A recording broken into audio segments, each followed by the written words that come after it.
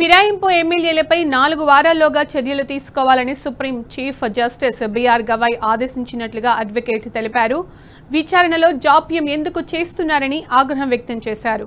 ఇప్పటికే సమయం ఇచ్చినా ఇంకా విచారణ ఎందుకు పూర్తి చేయలేదని స్పీకర్ తరఫు న్యాయవాదిని ప్రశ్నించారు. సభ్య ధర్మస్థానము కేసు విచారణ చేపట్టింది.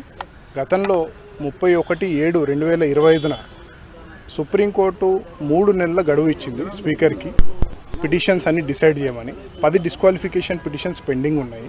అది 3 మంత్స్ అయిపోయాక కూడా 31 అవుతుంది. అది అయిపోయాక కూడా వాళ్ళు డిసైడ్ చేయకపోవడంతో స్పీకర్ ఒక ఎక్స్టెన్షన్ ఆఫ్ టైం అప్లికేషన్ కోరడం జరిగింది. అదేవిధంగా పాడి కౌశిక్ రెడ్డి గారు, కేటీఆర్ గారు ఒక రిట్ పిటిషన్ ఫైల్ చేయడం జరిగింది అండ్ ఒక కంటెంప్ట్ కూడా ఫైల్ చేశారు. సో ఈ 3 కేసెస్ ఈరోజు సుప్రీంకోర్టు టేకప్ చేసింది. సుప్రీంకోర్టు టేకప్ చేసినాక వాళ్ళు ఒక 4 వారాల గడువు అడగడం జరిగింది. దానికి చీఫ్ జస్టిస్ గారు కొద్దిగా షార్ప్గా రియాక్ట్ అయ్యి on the face it is contempt, మీకు ఎందుకు ఇవ్వాలి టైం ఇంకా అని అన్నారు. దానికి వాళ్ళు 4 వారాలు ఇస్తే మేము అన్నీ కంప్లీట్ చేస్తామని చెప్పడం జరిగింది. కానీ దానికి chief justice of India notice ఇచ్చి కంటెంప్ట్ పిటిషన్లో యాజ్ వెల్ యాజ్ రిట్ పిటిషన్లో నోటీస్ ఇచ్చి వారం లోపల మీరు డిసైడ్ చెయ్యండి అని స్పెసిఫిక్గా చెప్పడం జరిగింది. వారం లోపల డిసైడ్ చేయకపోతే చట్టం చెప్పడం జరిగింది. అలా చెప్పి 4 వీక్స్ తర్వాత కేసెస్ పెట్టారు. ఈ రిజల్ట్ అంతే చెప్పమని చెప్పడం జరిగింది. నోటీసు 4 వీక్స్లో జవాబు చెప్పాలి. నోటీస్కి జవాబు లేదు, ఇక్కడ జవాబు ఏంటి లేదు. కేసెస్ ఇష్యూ నోటీస్ ఇష్యూ చేసి 4 వీక్స్ తర్వాత పెట్టారు. ఒకవేళ కనుక ఈ 4 వారాల లోపల దర్యాప్తు జరగకపోతే ఫామ్ 1 కంటెంప్ట్ ఆఫ్ నోటీస్ కింద ఫామ్ 1 ఇష్యూ చేసి దాని నెక్స్ట్ స్టెప్స్ తీసుకోవడం జరుగుతుంది. వారం అంటున్నారు, 4 వారం లోపల స్పెసిఫిక్గా చెప్పారు వారం లోపల డిసైడ్ చేయండి అని. కానీ మ్యాటర్స్ 4 వీక్స్ తర్వాత పోస్ట్ చేశారు. ఒకవేళ ఈ నిర్ణయం వారం రోజుల్లోగా ఈ విచారణ పూర్తి కాకపోతే కోర్టు ధిక్కరణ కింద ఎటువంటి చర్యలు ఉండే అవకాశం ఉంది? ఆల్రెడీ ఒక కేసు ఉందండి, మనీలాల్ సింగ్ అని. దాని కింద ఇట్లనే కోర్టు ధిక్కరణ చేస్తే జైలు కూడా పంపించడం జరిగింది. స్పీకర్ని పంపిస్తారు, ఎవరైనా పంపించవచ్చు అండి. Is a citizen of India. After that ఈ స్పీకర్. ఇక్కడ స్పీకర్ కాదు, ఇక్కడ కన్ఫ్యూజన్ ఏంటంటే అందరు స్పీకర్, తను ఒక tribunal chairman. So tribunal chairman వారు హైకోర్టుకి సుప్రీంకోర్టుకి వాళ్ళు ఆనుకునే ఉంటారు. They are not supreme and they are not above the law. Sir, ఈ 10 మంది ఎమ్మెల్యేలలో 8 మంది విచారణ జరిగింది. సో దీనికి సంబంధించినటువంటి విచారణ విషయంలో మీకున్నటువంటి విచారణకు సంబంధించినటువంటి అంశాలు ఏమున్నాయి? అంటే కోర్టు ముందు జరిగినటువంటి సందర్భంగా 10 కేసులలో మేము ఒక టేబుల్ ఇవ్వడం జరిగింది కోర్టుకి. 10 కేసులలో 4 కేసుల్లో విచారణ 24/10/2025కి పూర్తి చేయడం జరిగింది. కానీ దానికి జడ్జిమెంట్ ఇప్పటివరకు ఇవ్వలేదు, 3 వారాలు అయినా కూడా. మిగతా 4 పిటిషన్లు నిన్న సాటర్డే రోజు ఎవిడెన్స్ కంప్లీట్ చేయడం జరిగింది. మిగతా 2 పిటిషన్లు కడియం శ్రీహరి గారు అండ్ దానం నాగేందర్ గారు వాళ్ళవైతే ఇప్పటివరకు ముట్టుకోలేదు. అది కూడా ప్రస్తావించడం జరిగింది కోర్టు ముందు. కోర్టు అది కూడా పనిలోకి తీసుకున్న తర్వాత మీరు ఇన్ని రోజులైనా కౌంటర్ వేయకుండా కూడా అడ్వర్స్ ఇన్ఫరెన్స్ డ్రా చేయమని ఆల్రెడీ జడ్జిమెంట్లో చెప్పారు. ఎవరైనా ప్రొటెక్ట్ చేయడం జరుగుతాయి, డిలే చేయడం జరుగుతాయి. అది ఉన్నప్పటికీ కూడా మీరు ఎందుకు ఏం యాక్షన్ తీసుకోలేని కూడా అడగడం జరిగింది. That is up to for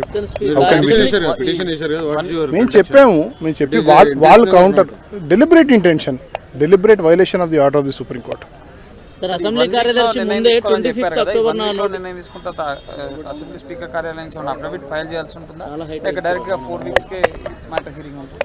వాళ్ళు 1 వీక్లో తీసుకుంటే వాళ్ళు నెక్స్ట్ డేట్ ఏదైతే రోజు కేసు మళ్ళీ లిస్ట్ అవుతుందో అలా చెప్పొచ్చు. వచ్చి మేము ఆల్రెడీ డిసైడ్ అయ్యింది కేసెస్ అని చెప్పొచ్చు. ఈలోగా జడ్జిమెంట్ ఇవ్వాల్సి ఉంటుందా speaker has to decide everything with in 1 week అని చెప్పడం జరిగింది క్లియర్గా. ఒకవేళ కనుక వారంలో అన్ని డిసైడ్ చేయకపోతే వీళ్ళు ఫేస్ కంటెంప్ట్ అని కూడా చెప్పడం. ఈ రోజువారీ విచారణ జరపమని కూడా ధర్మాసనం వ్యాఖ్యలు చేసింది కదా, అందులో మిగతా ఇద్దరు కూడా వాళ్ళు ఒకవేళ రోజువారీ విచారణకు హాజరు కాకపోతే ఏంటి ఆ పరిస్థితి ఏంటి? కోర్ట్ ఆఫ్ కంటెంప్ట్ కింద స్పీకర్ మీద 31/7/2025 జడ్జిమెంట్లోనే 3 మంత్స్లో కంప్లీట్ చేయండి. ఒకవేళ ఎమ్మెల్యే ఎవరైనా డ్రాగ్ ఆన్ చేస్తే వాళ్ళకి అడ్వర్స్గా ఇన్ఫరెన్స్ డ్రా చేయమని జరిగింది. దాని అర్థం ఏంటంటే ఎవరైనా డిలే చేస్తే ఎమ్మెల్యే వాళ్ళకి అగేన్స్ట్గా వెయిట్ వేయవచ్చు డైరెక్ట్గా. అయినప్పటికీ కూడా వాళ్ళు కౌంటర్ ఇప్పుడు ఆల్మోస్ట్ ఒక 4 మంత్స్ అయింది, అయినా కూడా వాళ్ళు కౌంటర్ అయ్యలే, అయినా కూడా స్పీకర్ గారు ఏం చర్యలు తీసుకోలేదు. ఇవన్నీ కోర్టు దృష్టికి వచ్చాయి. స్పీకర్ ఒక మాట అన్నారు, మీరు డిసైడ్ చేస్తారని నేను డిసైడ్ చేయాలి. ఒక ఛాన్స్ ఇచ్చారు, ఇంకొక ఛాన్స్.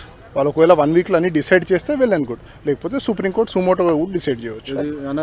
ఇంతకుముందు రాజేంద్ర సింగ్ రాణా జడ్జిమెంట్లో డిసైడ్ చేయడం జరిగింది అండ్ కేశ మేఘా చంద్రలో అసెంబ్లీ గేట్ కూడా తాకకుండా చేయడం జరిగింది. ఎమ్మెల్యేని ప్రొహిబిట్ చేసింది అసెంబ్లీలో ఎంటర్ కాకుండా. సో ఇంతకుముందు చాలా జడ్జిమెంట్స్ ఉన్నాయి అవన్నీ, but supreme court as a constitutive measure ఇంకొక ఛాన్స్ ఇచ్చింది. అంటే పార్టీ జెండాలను మేము కప్పుకోలేదు, పార్టీలో చేరలేదు, బీఆర్ఎస్ లోనే కొనసాగుతున్నామని చెప్పి అత్యధికంగా అంటే 8 మంది ఇప్పుడు విచారణ జరిగినటువంటి వాళ్ళందరూ కూడా అదే చెప్పినట్టు.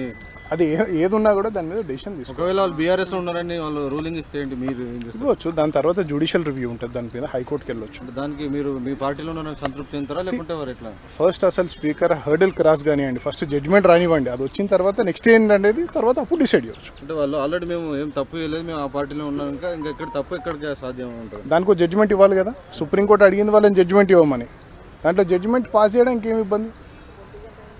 అంటే నమ్మడానికి లేదంటారు వాళ్ళ మాటలు బీఆర్ఎస్లో ఉన్నామని చెప్పారు. మా సైడ్ ఎవిడెన్స్ మేము పెట్టాము వాళ్ళ ముందు, వాళ్ళ పార్టీ మారని క్లియర్ కట్ ఎవిడెన్స్ ఉంది, ఫోటోగ్రాఫ్స్ ఉన్నాయి, మీడియా రిపోర్ట్స్ ఉన్నాయి, అన్నీ ఉన్నాయి. సో అయినప్పటికీ వాళ్ళు ఒక డెసిషన్ తీసుకోవాలి. 3 monthsలో 3 months పాస్ అయింది, 4th month ఇది, వాళ్ళు అయినప్పటికీ డెసిషన్ తీసుకోవాలి. అది మనకు తెలియదండి. జడ్జిమెంట్ రానివ్వండి, జడ్జిమెంట్ వచ్చిన తర్వాత చూద్దాం స్పీకర్ గారు ఏం జడ్జిమెంట్ 100% వస్తుంది. ఆ రోజు నేను అదే చెప్పాను, ఈ రోజు అదే చెప్తాను, రేపు కూడా ఇదే చెప్తాను. 100% 10 స్థానాలకు ఉప ఎన్నికలు వస్తాయి.